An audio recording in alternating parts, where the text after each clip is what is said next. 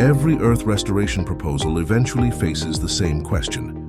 How much land is actually required? Not symbolically, not politically, but mathematically, so let's calculate it. Humanity currently emits roughly 40 billion tons of carbon dioxide per year. To stabilize the climate, net emissions must reach zero. That does not mean stopping activity. It means balancing outputs with absorption. We already know the tools: forests, grasslands, wetlands, agriculture. Each absorbs carbon at a different rate. When combined, they form a planetary system. Let's take conservative numbers. Tropical and temperate forests can absorb 5 to 10 tons of carbon dioxide per hectare per year, depending on maturity. Grasslands and savannas absorb less per hectare, but scale faster and stabilize soil carbon long-term. Wetlands and mangroves absorb more than any land system, often exceeding 10 tons per hectare. Regenerative agriculture absorbs 2 to 5 tons per hectare across vast existing land. Now aggregate.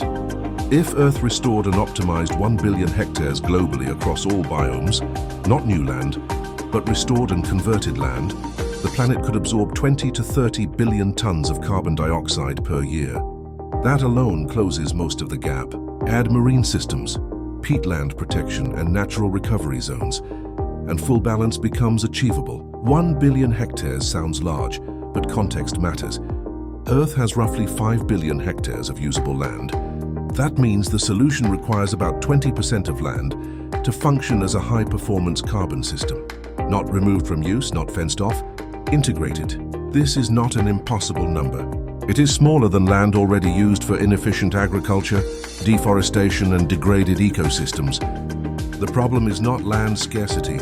The problem is land design. The global calculation tells us something critical. Earth restoration is not limited by physics.